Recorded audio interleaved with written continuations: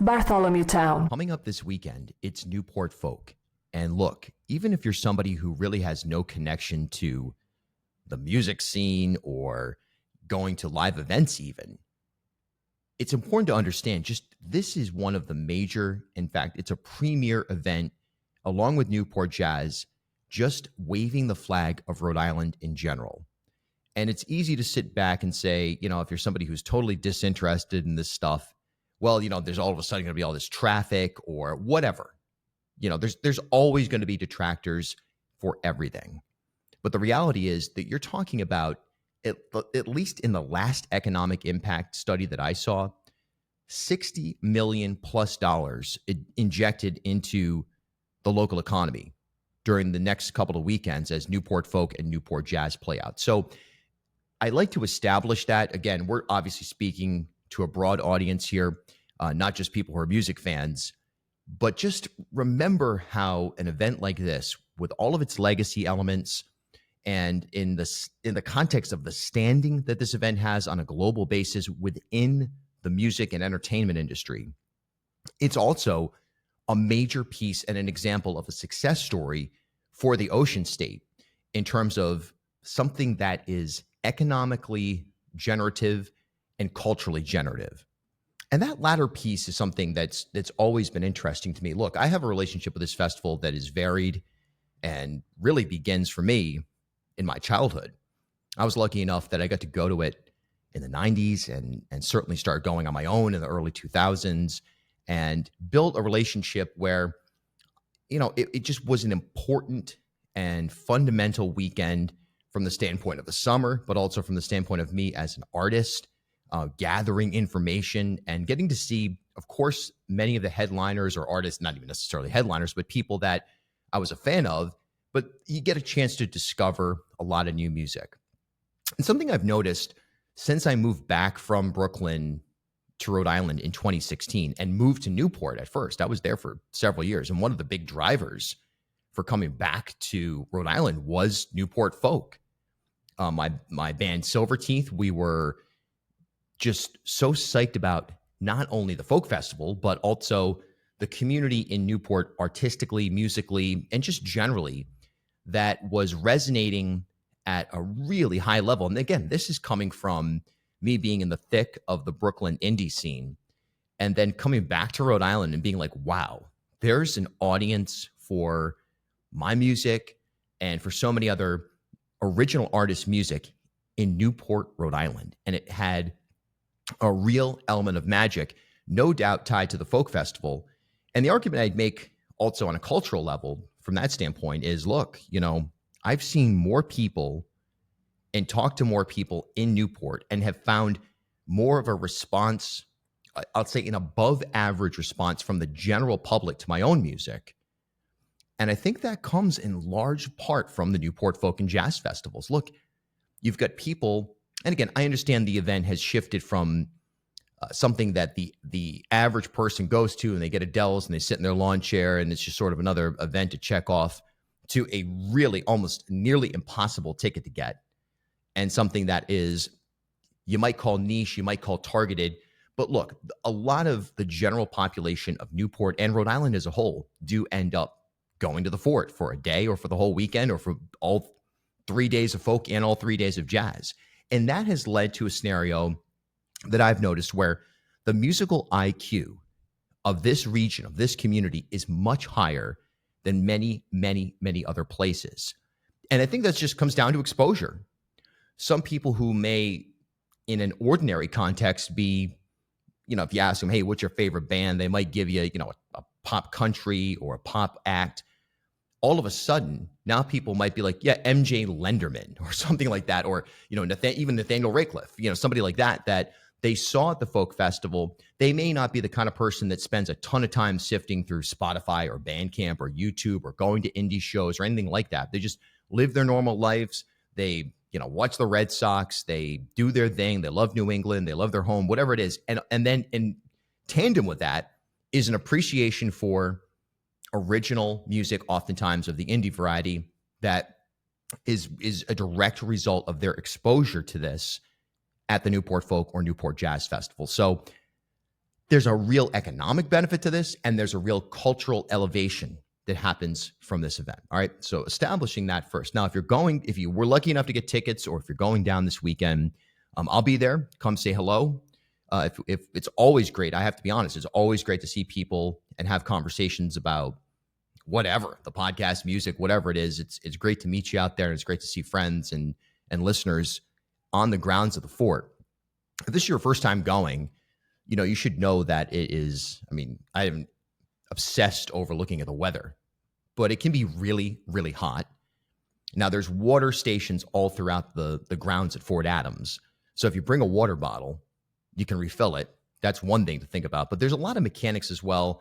Getting into the fort, the line can be backed up at the gate, and you're going to be exposed to the sun in that period. There's not a lot of shade as you're just trying to get into the festival.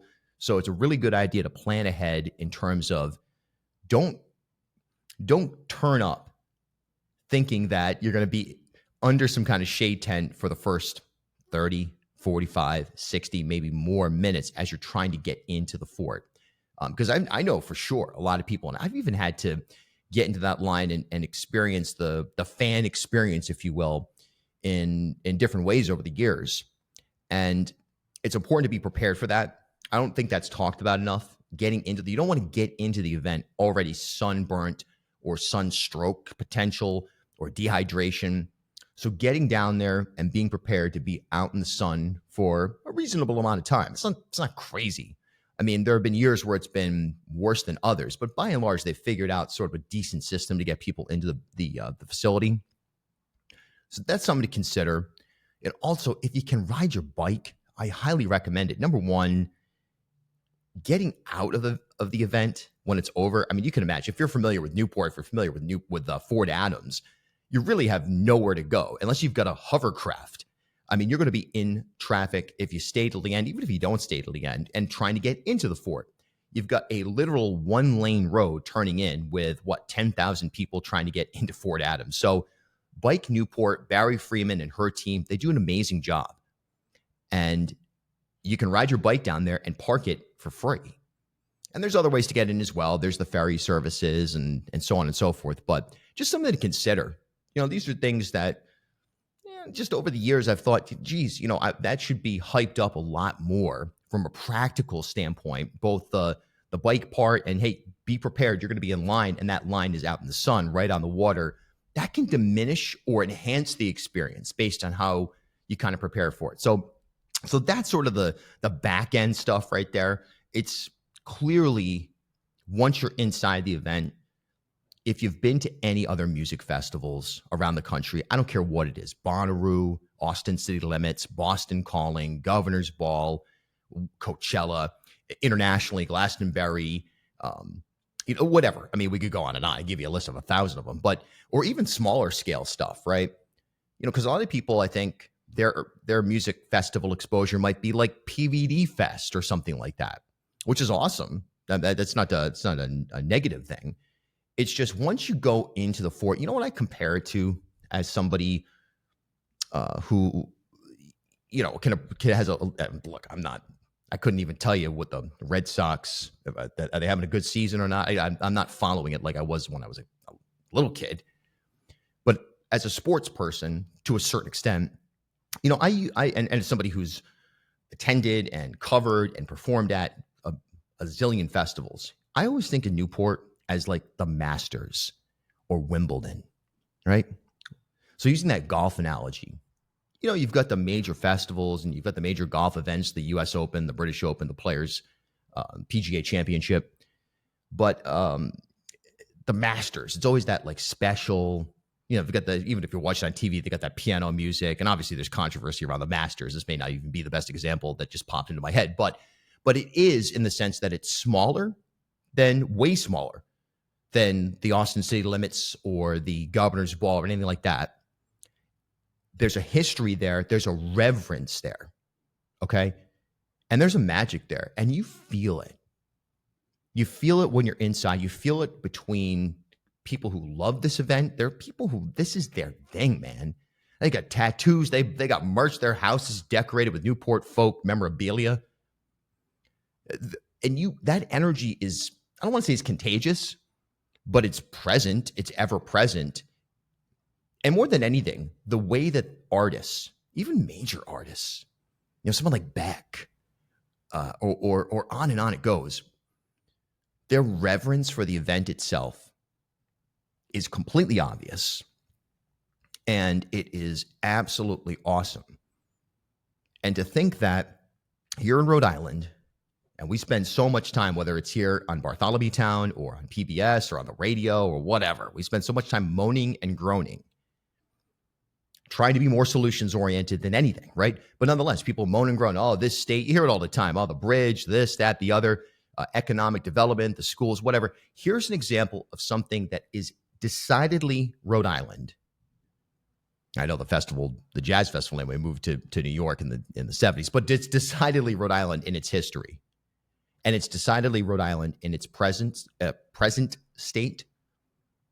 And given that the Festival's Foundation, who produces Newport Folk and Newport Jazz, and the state of Rhode Island signed an extension of nearly, I think it may have been 20 years during the tail end of the Raimondo administration, this thing's not going anywhere. Now, there's always talk about, well, should they move it to a larger site? You could sell X number more tickets, or you could, then the budget could go up and you could have this or that many more headliners paid in a way that is kind of more standard issue for some of those artists. But I really hope they don't. There's just something, again, I know people get disappointed. I know that there's a frustration community-wide, music community and beyond, of people say, I wish I could get into this thing, never mind, be a part of it in some way. But it's just kind of perfect as it is in the sense of the grounds, the setting, the time of year, and frankly, to a certain extent, I think, the scarcity. Although it presents an element of exclusivity, there are ways to get tickets. And there's also opportunities too. People should look into, if you're really interested in this stuff, volunteering. It's something I did for years. Volunteer. And you do your work, you do your shift, and then you're on the site of the festival. And even when you're volunteering, you're usually either exposed directly to some performances or to that energy that I'm talking about, which I think is at least 50% of the overall event comes from the energy, especially right now. I mean, think about the stuff we talk about on a regular basis, locally, nationally, and globally, right? And I don't view this as a distraction. I don't view the arts as a distraction from the work that we do on a day in, day out basis, right? Here on this show or beyond. I view it as a mirror. Artists have a responsibility, yes, to entertain, yes, to pose certain questions that will take us out of the bombardment of societal, governmental, planetary breakdown that is clearly happening in front of us. And in doing so, or perhaps even as an overarching theme, it is the responsibility of the artist. We've talked about this all the time, but it's the responsibility of the artist. It's the responsibility of the journalist to be the mirror. Newport folk, oftentimes, you find that mirror is shining, is held up and is reflecting, I should say, in a very provocative and important way. And that's something that we need more and more of. So again, it's, yes, entertainment. Yes, it's economic development. Yes, it's cultural enhancement. It's opportunity. But major events like this, smaller events, I don't care if you're playing in a basement in Philly or you're playing the Fort stage at the Newport Folk or Jazz Festival, that responsibility is there. And people take it seriously. Again, there's a difference between political preaching or specific issue conversations and just posing esoteric questions. And you'll get that in some way, shape, or form when you're inside the fort and when you're at some of the tributary events, the after parties and the unofficial stuff and all that. And we'll get to that coming up in just a minute as well. But so that's my take. Again, I'll be there. We'll be covering it for Bartholomewtown. We'll have, as we've had for the last several years, we'll have interviews, we'll have social media content. even some TV stuff this year. And more than anything, it's just, again, it's a great chance to connect with you if you're out there. So I'll be in the media tent. I won't really be in the media tent. I'll be running around. I'll be in the media tent archiving content and then going back out and catching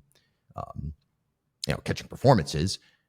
But say hi if you're out there. It's always great to do that. Okay, so look, these lists, I mean, come on. When people say, here's the 10 best records of 2024. All right. I mean, or here's 5 can't miss artists at Newport Folk. That's what I'm doing right now. So look, there are so many great acts that I'm not noting right now. I mean, you could just read down the lineup and say, or just close your eyes and, randomly come upon a piece of the lineup and go, wow, that's amazing. And it is. There's so much. Check out the lineup because it's really, really strong. It always is. This year, it's got some really, really cool stuff. And then, of course, there's always the element of surprise. For me, one year, I remember I was down on the 4th stage. I don't remember what year it was. It kind of gets blurred together, especially in the post-COVID era. This was pre-COVID, though. I was down by it used to be a Coca-Cola truck parked down on the edge of the water, right? And I'll leave it there. But I was down there hanging out with, some friends, some of my closest best friends in the world. We were down there and it was late in the day and My Morning Jacket was playing. That's a great band, of course. If you don't know My Morning Jacket, I mean, at this point are they classic rock yet? Jeez. I mean, come on. I guess Z came out like 20 years ago, right? Jeez. But they were playing set. And I've seen My Morning Jacket a million times and Jim James and different events and festivals and stuff. So it was like, all right, let's go down to the water and like hang out for a second. And all of a sudden, Roger Waters comes out. And look, I'm not like Mr. Pink Floyd. I mean, obviously I listen to the records and they're fundamental. And it's a big part of as any music, anybody who appreciates music, even if you listen to classic rock radio, I'm not to diminish that again, but even if that's your entry point to Pink Floyd and that's where you stopped, you would recognize that it's clearly some of the most important music made, at least in an era and perhaps ever. So Roger Waters takes the stage with My Morning Jacket backing him up. And that vocal duo, Lucius, was singing background vocals. And this was, I believe it was a surprise set. There were rumors going around. We hear about things and somebody says something. Sometimes it's always like, oh, geez, Elton John's about to land with a helicopter up in the parking lot and come and join Brandy Carlisle and Joni Mitchell. Okay, maybe not. You have to sift through some of the rumor mill. Or, of course, the classic is it's going to be Bruce Springsteen and Neil Young together. They're going to be dropped down by some kind of a hydraulic lift onto the 4th stage and give us the performance that everybody's wanted for decades. Okay. But I'll never forget the moment that I was there in the water, wasn't viewing the stage, and the first note that Roger Waters sang. I'll never forget that moment. And what an emotional and powerful moment that was. It completely shook me to my core. And you know that feeling you get sometimes where you're not crying. You're not, there may not be any tears, but you feel something in your chest. You feel something in your stomach, in your chest. And you've got that kind of lost the ability to effectively use your jaw to speak. I was overtaken in that moment. And I could not believe what I was hearing, what I was witnessing, and the specific event that was happening in front of me, which as an audience member, you're a part of. Never forget that. And those surprise sets are as big a part of the festival as anything. And the element of suspense is also a big part of it. And I think the rumors also, some people have fun with that, but you never know how provocative it's actually going to get and how much it's going to test your spirituality and test you as being in tune and your ability to just recognize, hey, this is something that is unique, historic, powerful, and potentially life-changing. That's what happened there. So those are huge, massive moments. Okay. So I can't go through everything, but here's 5 artists. If you're going to Newport Folk this year, let me give you 5 artists that I recommend you watch. Okay. And if you're not going to the festival, I still recommend you check these artists out if you're unfamiliar. Okay. So I want to start with Saya Gray, a Canadian singer-songwriter that a year ago I'd never heard of before, had no idea who she was. And in February, somehow, this past winter, man, it was a rough winter for me personally, and I was really listening to almost exclusively. It was kind of crazy. I was listening to a lot of FKA Twigs. Usexua was really what I was listening to nonstop. And somehow from there, the big corporate streaming service recommended Saya Gray for me. Okay. It doesn't really fit in with FKA Twigs at all. I'm not sure what the recommendation was. I'm not sure why algorithmically I was taken there, but I was. And I heard a song and I was like, I really love the way that this sounds. I love the way that this record feels. It's a great, or the song feels. It was a wonderful song, cleverly written, a little bit of, it's just what I like. Great songwriting chops, great song economy, right? Understanding how to piece a song together. Great vocal performance, great lyrics, elements of steel string and nylon string guitar, elements of electronic and what you want to call it, organic production. So I went and checked out the whole record. Let me tell you, this thing is awesome. The record's called Saya, her first name. I remember sending it to one of my best friends in the world, Chris Knott, I'll say his name. He's on the film crew for the festival, and he and I have been playing music together for 25 years. I remember sending it to him. I'm not like the guy who sends music around. I feel like everyone is on their own journey when it comes to discovering anything, music, articles. I'm actually way more likely to send you an article, like some nerd article. Oh, did you see this on The Economist? Than I am to send a music recommendation. I rarely do it, but I sent Chris this record and I was like, this is awesome. There's something here that is super accessible, but it's also, I don't know, it's doing something fresh. It feels fresh. It feels important. It felt like an important record. So I listened to it for a couple of weeks, really heavy rotation. Then it goes into your sort of like songs and pops up here and there. A song pops up and you remember it. And I can't say I've driven around and listened to the record in recent months, cover to cover. But whenever a song pops up, it is a rare skip. And oftentimes it will drive me to listen to a couple more songs. And so when I saw that she was on the lineup for Newport Folk, number one, I was like, well, that makes sense. That checks out in industry-wise and just the rhythm of the business. It makes sense that she would be either pushed or curated directly or however into this circuit. It makes perfect sense. It's absolutely correct from my vantage point of like what's happening in the space of singer-songwriters and folk derivative music. And I was super psyched because I'm wondering what this will look like live. Will it be a band? Will it be a solo performance? How much of the electronic stuff gets in? How much of the nylon stuff gets in? Nylon string guitar stuff? How is this presented? And how does it translate live? More than ever, artists are being defined in a 2-category manner, correct? Right? Maybe even a 3 if you count social media and the TikTok stuff. Less so in our world here with the social media stuff. I mean, it's important. I'm not saying that, but in terms of definition of an artist, it's less common. It seems to be the recording, right? The record that's clearly one way that people are getting grabbed. Now, obviously, the other way is live music. Slightly diminished, perhaps changed, and definitely challenging for an indie artist in a way that it probably hasn't been in maybe ever. So I'm excited to see, hey, here's a record that I fall in love with it. I don't know if I fell in love with it, but I certainly liked it a lot. It was certainly one of the coolest things I've heard this year. And now to be able to see it live, let me put it this way. Would I pay for a ticket, or even if I was invited, would I go to Boston or New York to see Saya Gray?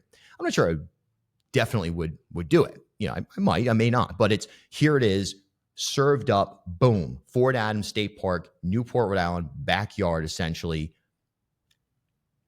Great chance to see this in action. So I'm really, really looking forward to that. And I should have I should have had this a little bit better organized in terms of when. Okay, that'll be Saturday at 12:20 on the quad stage, which is they're all the stages are magical in their own way, but that's a great stage, and it's right next to the media tent. So if you're there, look for the Maniac. You'll find me.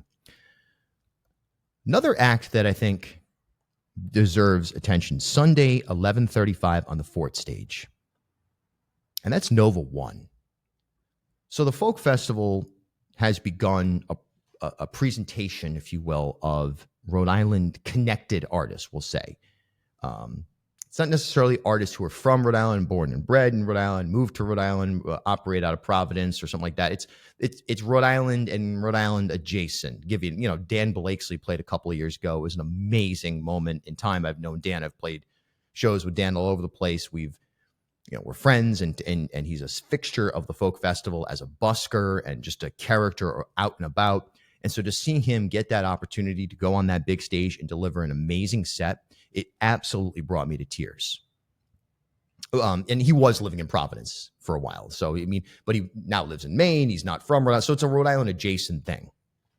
I think that's cool. I think that's really good because it's showcasing from a wider set of criteria than just, hey, this person was born and raised in South Kingstown. They've literally never gone past the tower. This is they're so Rhode Island that you can't believe it.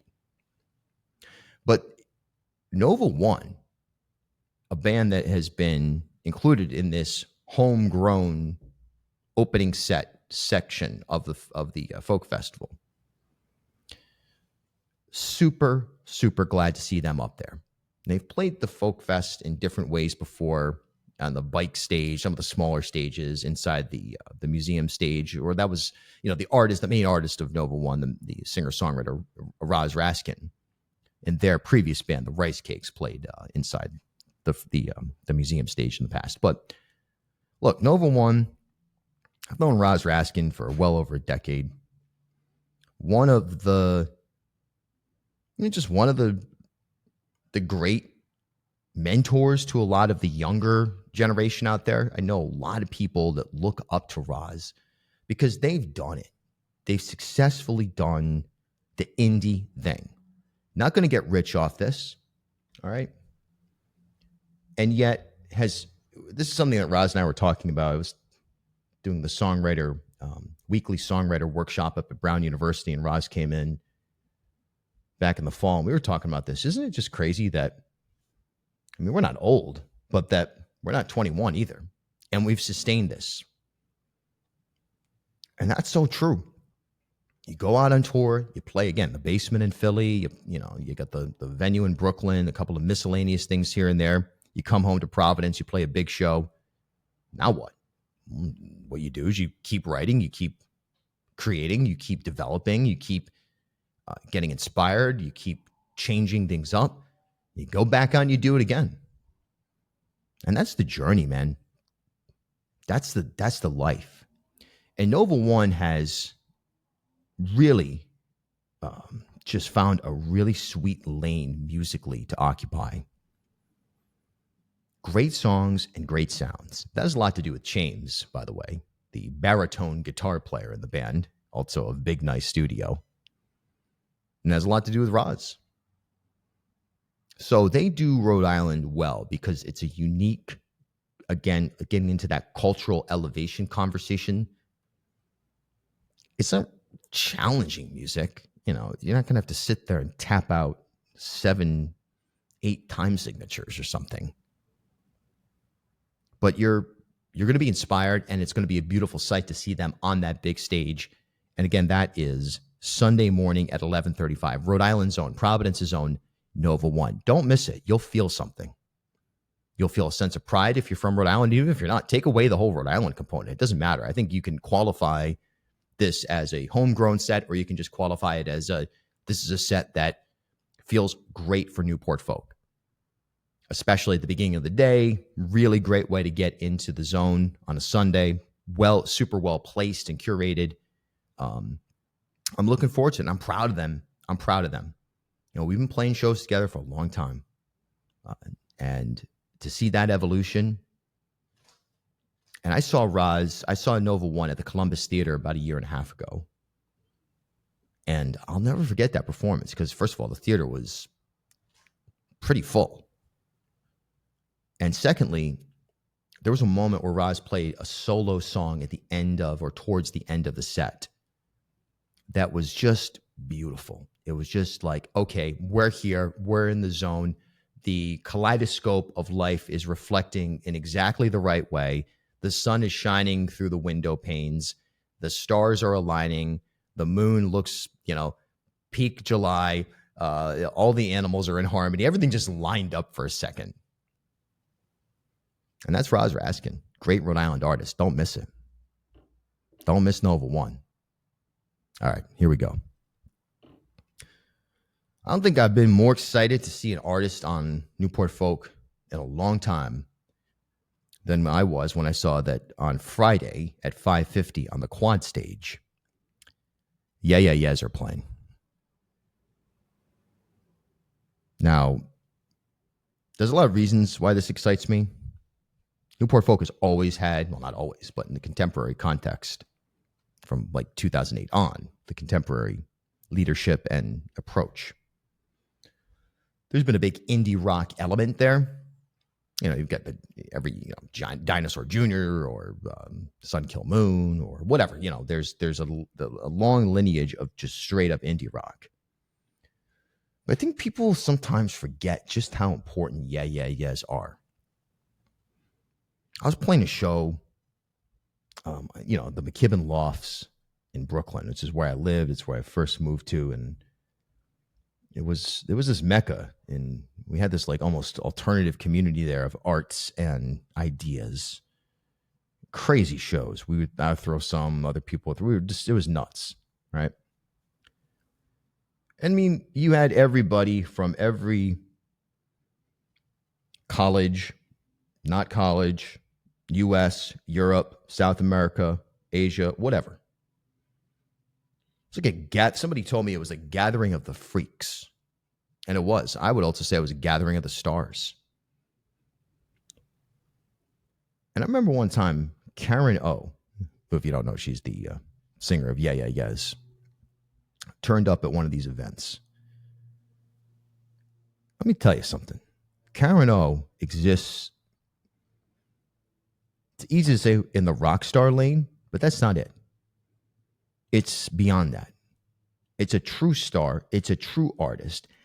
The Yeah Yeah Yeahs are the sound of what art in a meaningfully, globally impactful, breakthrough, culturally defining moment is. The sound, the sonic template, the songwriting, and Karen O herself as a performer, obviously a recording artist, but there's just an energy field around Karen O that is hard to articulate until you are in her presence. And so to bring something like that to Newport, even more than some of the other indie bands that have been present. And when I say indie bands, I guess I'm really kind of referring to the very late 90s, early to mid 2000s era. There's a thing that happened, right? You can read Meet Me in the Bathroom. There's a great book on Brooklyn side of it. You can watch, there's a lot of documentaries out there. If you missed this, there was a great moment in time. I was lucky to have a front row seat to it. TV on the radio, Animal Collective, Interpol, The Strokes, Moldy Peaches, Jeff Lewis. On and on and on it went. An explosion of, hey, this is freaking important. Not because we're telling you it's important, but because it's something that you feel and this is a moment in history. The music that was being made in that era. And so to take that and those colors and those smells and those feelings and put it onto the stage at Newport Folk, I just can't wait for that. Yeah, yeah, yes. Wait, they don't love you like I love you. 550 on the quad stage. All right, moving along here. So this next band, and again, I'm putting these, this stuff is, whenever you see these kinds of lists, I mean, come on, it's impossible. There's no way to really do it. But I'll give you one. On the quad stage at 11:05 on Saturday, Illiterate Light. Here's a band that I played an unofficial folk fest after party with my band at the time. That was during the Silver Teeth era for me. I played that show in, I don't know what it was, 2013 or 14. It was a cool lineup. In fact, I think that Roz Raskin was on the lineup as well. But they're from Nova One, their previous band, the Rice Cakes, and Ships in the Night from Virginia. It was a really cool lineup. Andrew Combs, who has played the festival. Ron Gallo, from at the time he was in a band called Toy Soldiers. He ended up having a solo career. It was pretty successful. It was a crazy day. And on that bill was a band called Illiterate Light from Virginia. And they were awesome. They were super cool guys. They're awesome. Anyway, fast forward several years, and they are now out there just blasting it on tour, building a very, very strong following in their own backyard, Virginia, D.C. Metro, in some of the key markets, Asbury Park, certainly Brooklyn, all over the place. And they're this duo that just, again, tickles that experimental, groundbreaking lane, but also great singing, great songs, great energy. Just a wonderful, wonderful band. And the last couple of years they've done, they have managed a bike-powered kind of pop-up stage on the side of the interior of the fort in the quad. Literally a bike-powered stage, and kind of almost like a review in between sets. Like here's, not a review, but collectively a review of here's an artist playing for 10, 15 minutes, and okay, now on to the next one after the performance on the big stage finishes. Just a tremendous, cool, and fun environment. We actually did a podcast, I think it was last year or the year before. I sat down with the guys and we talked about it, and it was great. It was a great conversation, and that sustainability piece is obviously something that we all are thinking about more and more and more and more and more, or at least we should be. I'm not sure we're going to be able to power the world with bikes, but to be able to see it on a micro level, a small stage, let's be honest. I mean, this is not the main stage, but it was a small stage powered by people riding bikes with, I think, a little bit of a solar panel sort of backup. But look, renewable in every way, and people powered in every way, shape, and form. And so that alone was an aesthetic and important part of the brand, if you will, for Illiterate Light. But musically, separate that and just put them into the category of music and performance. They're nuts. They're awesome. Tons of energy. It's crazy, man. You're going to love it. You're going to freak it. They're going to be your new favorite band. If you don't know Illiterate Light, you're going to Folk Festival and you see Illiterate Light, you're going to be like, okay, this is my new favorite band. They're perfect for that person that, again, you might not have a huge musical vocabulary, which is not a negative thing, by the way. That's just natural, especially in this era of consolidation more and more and more. You might not be on Bandcamp every day trying to find the latest thing, or even on Spotify, right? This is going to, Illiterate Light, this set in front of the couple thousand people that perform in front of, and then the residual buzz that will come on the grounds of the fort and will spill out into the community. This is a big moment for them. And I think they're going to pick up a much bigger audience of dedicated people, like people who are like, I will definitely drive to Boston or New York and pay whatever, within reason, pay whatever to go see them play. They've been at it. Another one of those bands in the van. It's from Brooklyn to Burlington, and then from Boston to Austin. And hopefully you can sleep and you like Monster Energy drinks. All right. That's the life, man. These people aren't living a life of luxury. This is a blue collar, hard, expensive, challenging emotionally, challenging with relationships, challenging spiritually. All right, that's the experience of the indie artist, especially in 2025, the band in the van. And it's all worth it when you're on stage or when you're doing the thing, and especially when you have a payoff, like playing the quad stage at Newport Folk. It's going to be awesome. Saturday, 11:05. All right. So before I reveal the final Bill Bartholomew's 5 acts to not miss at Newport Folk, let me again qualify. There's just so much great stuff going on. And some great after shows as well. I think they're all sold out. I mean, you can always get tickets. I got that Dice app. You can find ways to get tickets sometimes. I wouldn't count on it necessarily. Like I wouldn't, because you might be disappointed. You know, you got to keep an open mind to this thing. Let the energy take you where it will, because you never know what unexpected turn the universe is going to present for you to take the opportunity to take a chance and your life will change potentially. The last of these artists, again, it's really tough. How many times have I said it's really tough? Do you want to just like require every time I say that now I have to like stick my head into the bathtub or something for an extended period of time? I mean, let's get real here. But it's hard. Sunday, 5:50, Jeff Tweedy. Okay, so for the most part, I was trying to think of things that wouldn't be the obvious artist to tell you to consider going to see. All right. Luke Combs, okay. Waxahachie even, right? These are great. These are major artists, major bands. Jack Antonoff, all right. Kim Deal, Goose, MJ Lenderman, Kenny Loggins, Maggie Rose. Big time, big time, big time. Jess Pratt. Wow, she's playing. Oh, Maren Morris, right? Lucas Nelson, Iron and Wine. Hey. Oh, how about Public Enemy? Are you kidding me? On the quad at 5:50 on Saturday? That's insane. That's going to be insane in the good way. Dead, D-E-H-D, great band. Steven Wilson Jr., talk about social media explosion, great artist. Margot Price, fixture of the festival, has grown a lot. Mount Joy, hooray for the riffraff. Okay, we're getting off track.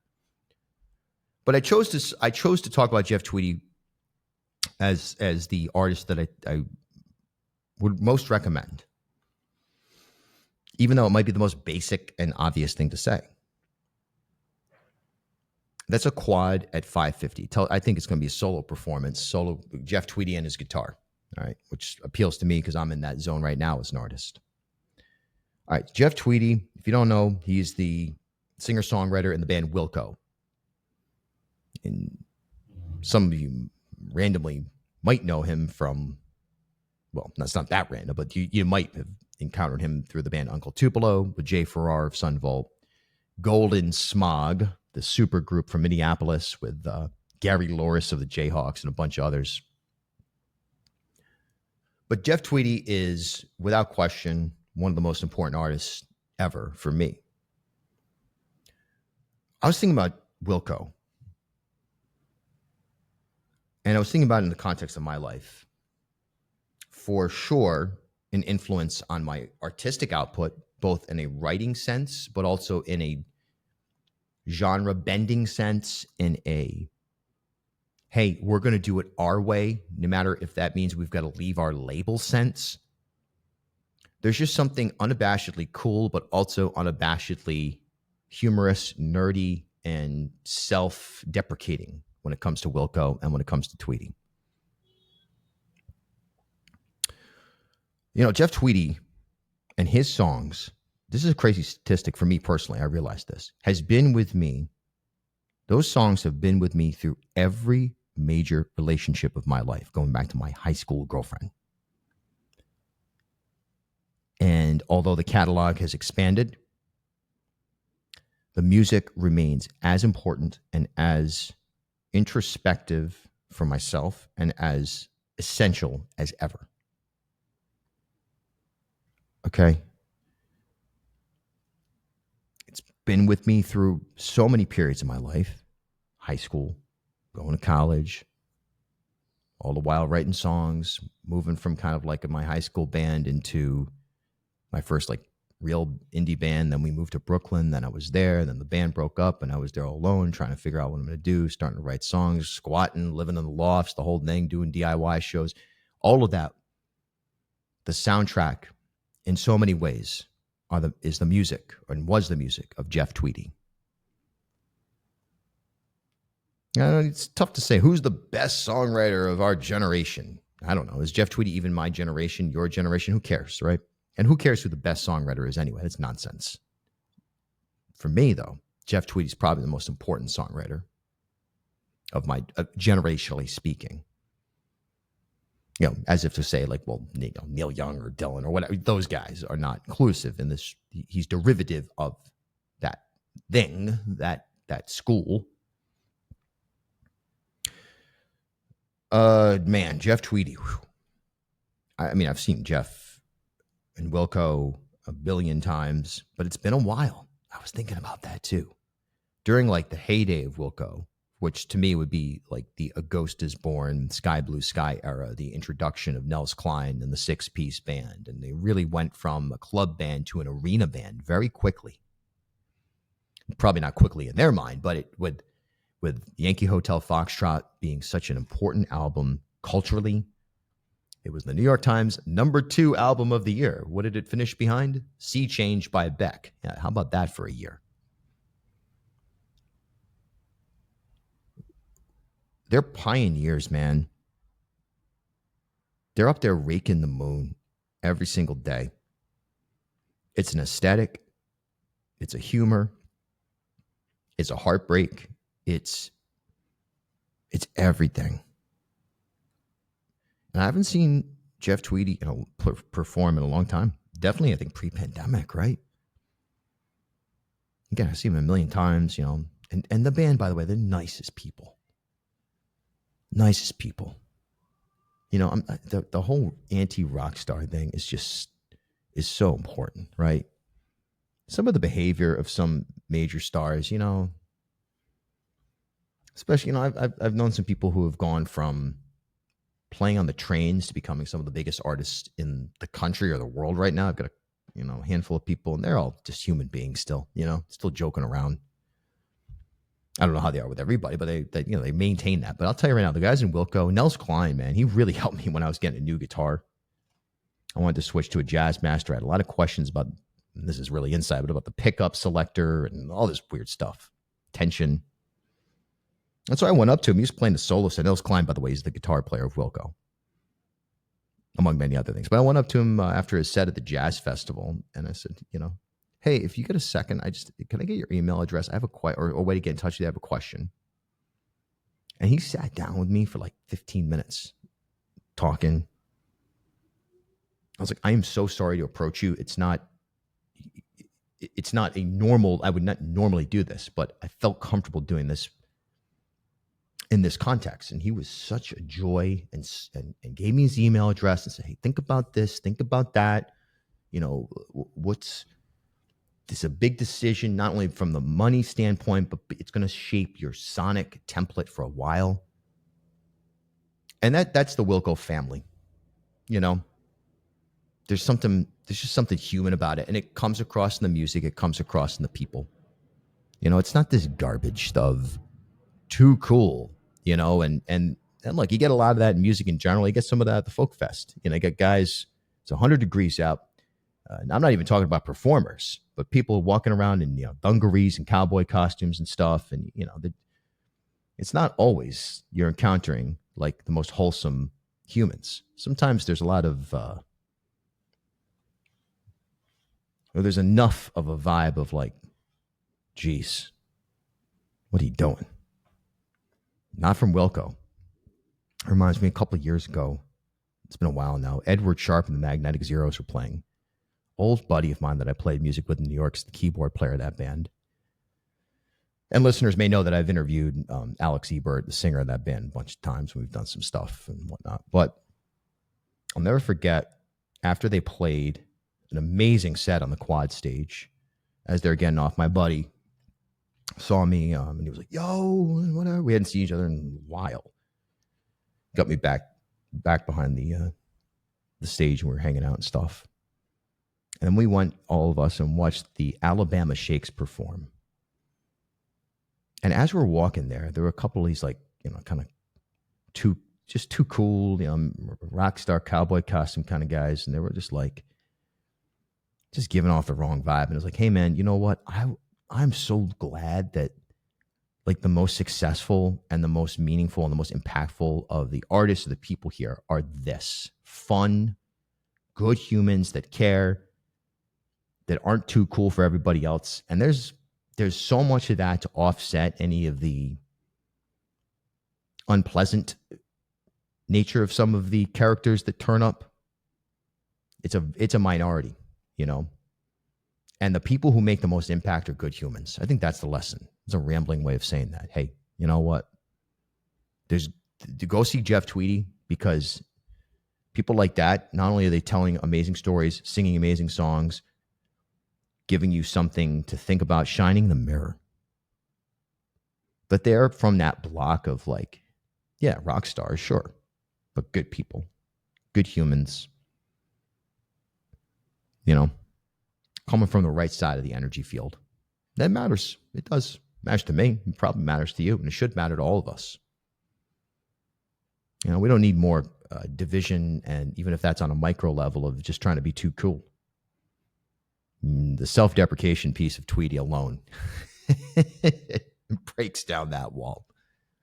All right, so that's 5 acts that, if you're going, I recommend you see. Now, let me give you a bonus. It's totally unofficial. It is totally unrelated, totally unsanctioned by, and has no affiliation whatsoever in any way, shape, or form with the Newport Folk Festival. There's your disclaimer, and it's the correct one, by the way. You see some people put on shows and they say, oh, it's a Newport Folk after party or unofficial folk after party. Okay. You're just kind of stealing from the brand when you do that.